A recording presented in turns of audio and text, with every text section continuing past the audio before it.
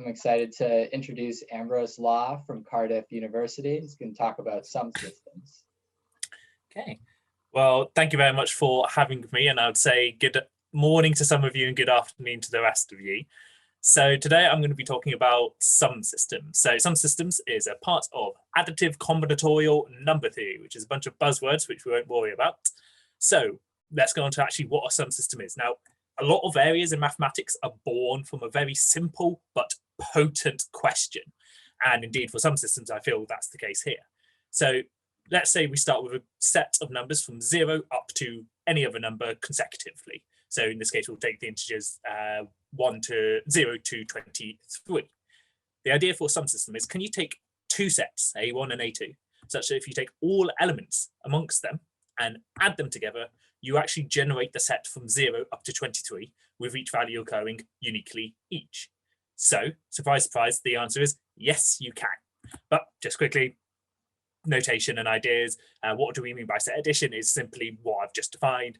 Adding two sets together, you do a combination of all the values together between the two sets. And if you just add any constant onto the set, you add it onto all the terms within the set. This is also known as a set sum or Minkowski sum, which are to do with geometry, which might interest some ideas about where this could be seen in, but we won't worry about that today because 15 minutes is short. So actually, let's discuss the idea of, well, basically the main language behind these systems. And that's this, a joint ordered factorization, or we call JOF. Looks like a bunch of maths here, we'll break it down. Basically, let M be some natural number. This is going to be how many sets you're looking at. Spoiler, you can have more than two sets where this property will hold. So this is how many sets you have. N is some vector or some series of values of M length, and these will denote the size of your sets, how big you want each one of them.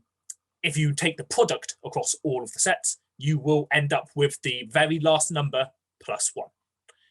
So anyway, this here, this tuple here is the actual JOF itself. Each element is a tuple of values, the first being a J and some second being an F. The J value corresponds to which set, or we call which axis you're looking at. And the F value is some kind of contribution to that set, which tells you how it gets built up. Two rules. First of all, no pairs next to each other can be the same axis. So it can't be set 1 and then set 1 again. It has to change between them.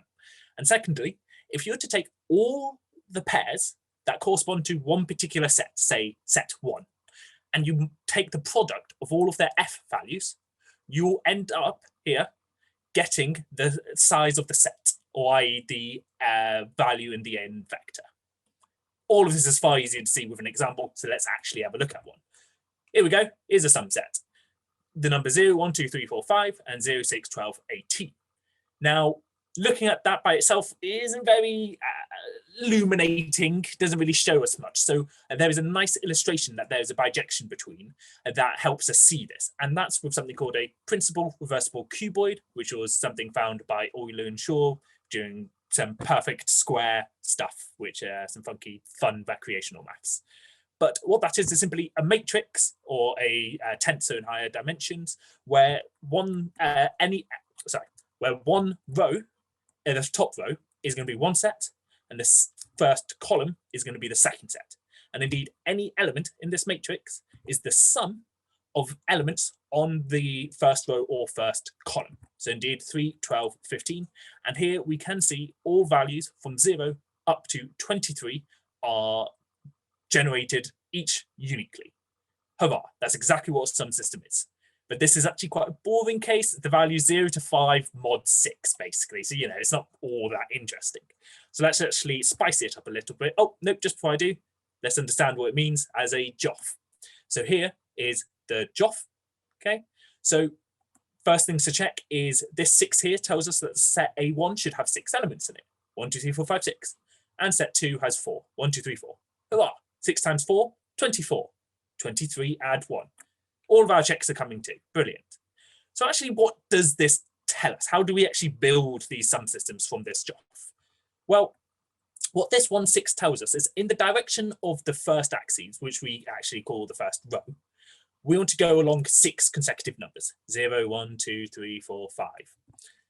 And then go in the second direction, which is down, in 4 times. So basically take that first row, continue the pattern onto the next row, and do this until you've got 4 rows in total.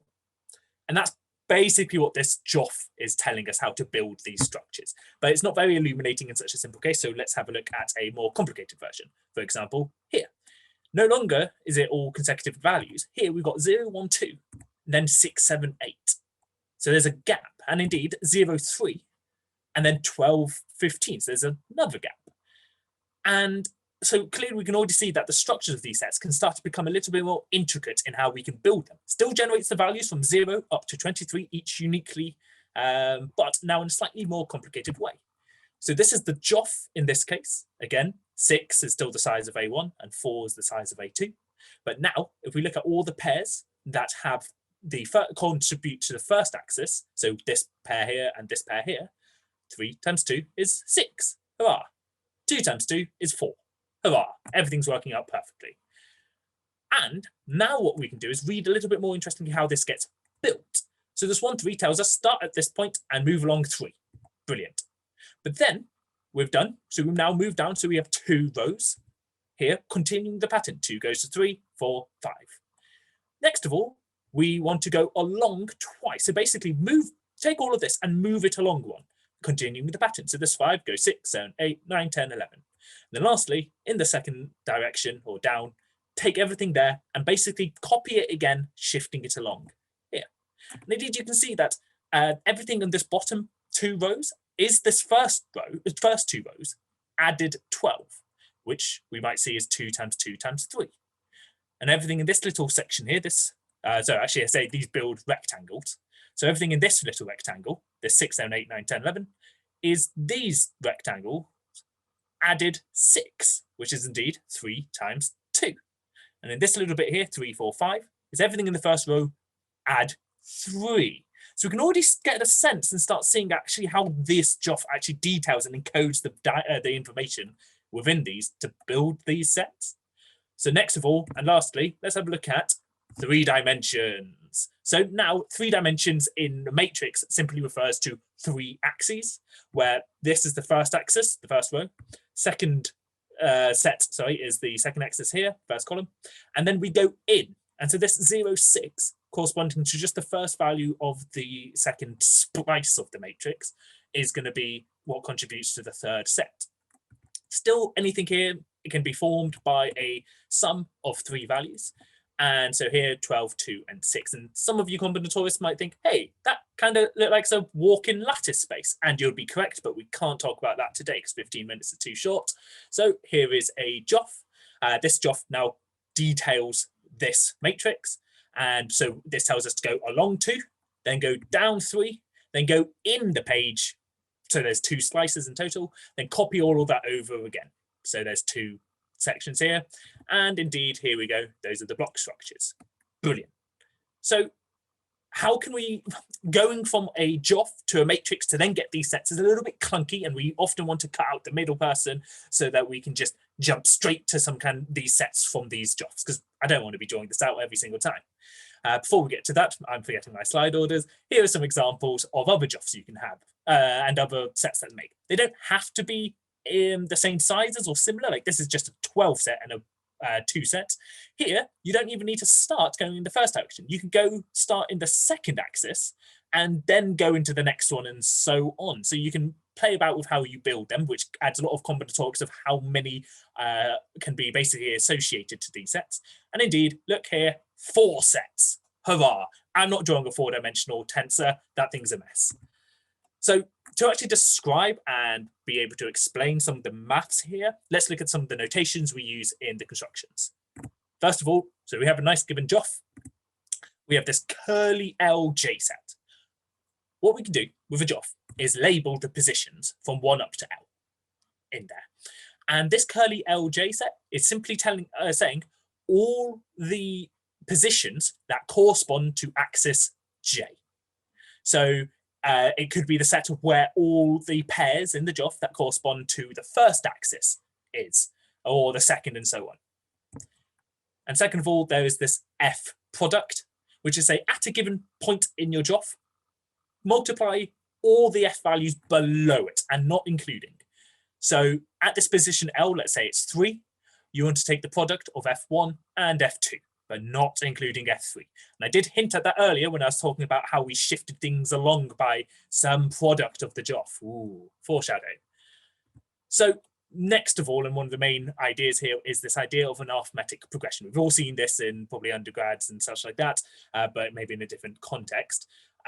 These angled brackets of a value is simply whatever that value is from 0 up to 1 minus it. So in our cases, we've been looking at the numbers 0 up to 23. So our examples would be having a 24 in this space here. And you can do all sorts of things to this. You can multiply it by some value or add a value to it. As an example, this equation here is, well, you take the numbers from 0 up to 3 as a set, multiply them all by 3, and then add 2 to them all. And that's the set you get. And this is how we basically build all of this and write this as some actual mathematics. So this is actually the definition of a sum system. To boil all this down for time, this is just saying you've got a bunch of sets. Add them all together. They should equal the numbers 0 up to the product of all of their sizes. And indeed, in the past, we've seen the sizes were like 6 and 4. 6 times 4, 24.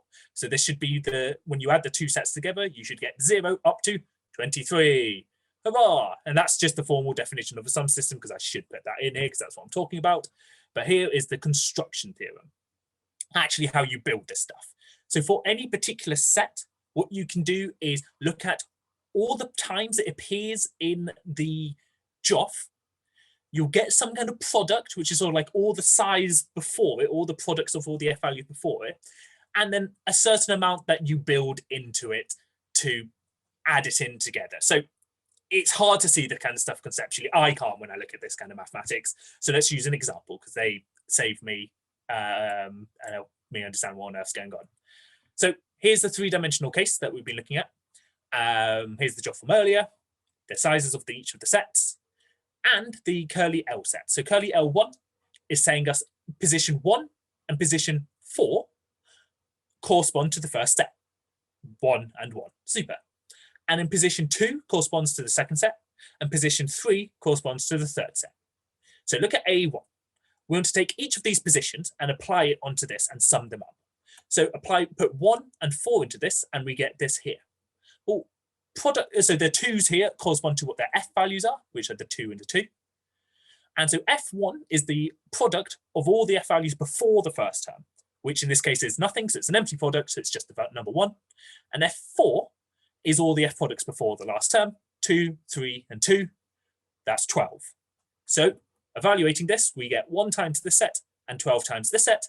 Add these together in all combinations, and we get 0, 1, 12, 13. Indeed, the first set we had on the first axis for the three-dimensional case. Likewise, can be done for A2. For example, F2 here, we just take the second position, put the 3 in. F2 is just the 2 value below, times that onto 0, 1, 2, and we have 0, 2, 4, which is also the set we found. And lastly, F3, we look at the third point, take the product of the values before, 2 and 3, that's 6, and the arithmetic progression of 2, 0, 1, and multiply them. And then we get the 3 sets. So that's basically in just some of the clunkier details of how you build these sets up. But the general idea is something which has literally never been looked at, basically. So it's fascinating the fact that no one's actually thought about such a simple idea. And indeed, you go one step further, and this is where some of the true magic of maths comes into all of this. Sum and distance systems. So far, we've been looking at sum systems, and you might be able to guess what this might be, but take a set from 0 to 23.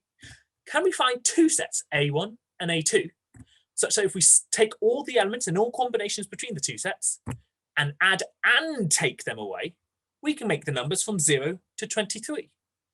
You might note that there's no tildes. Ambrose, you're about out of time. So that's fine. That was literally the end.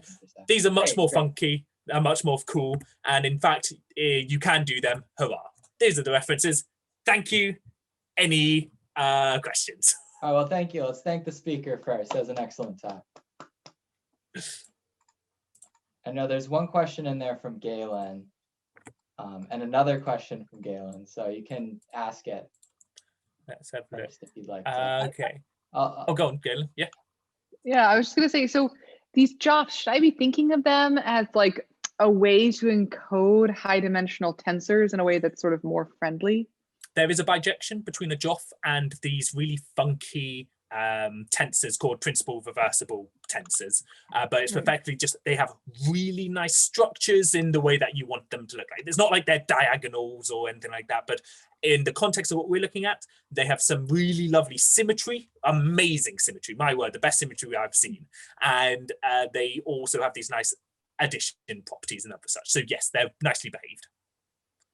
I guess so my sort of real question behind the scenes was like, should I be seeing some geometry with these Minkowski sums that I maybe am not seeing, but is obvious through the tensor story?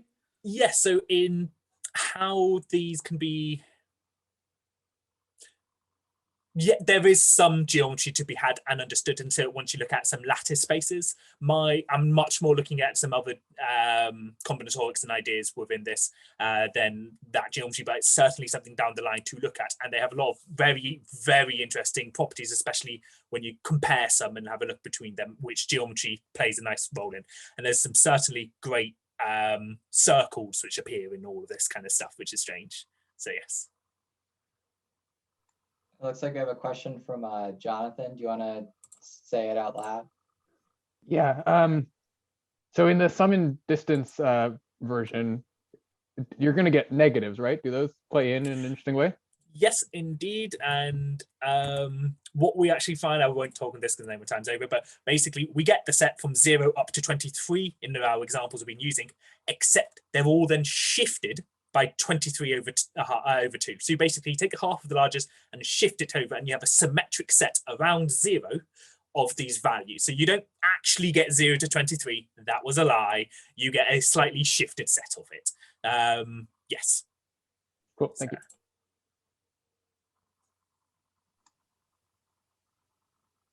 Any more questions?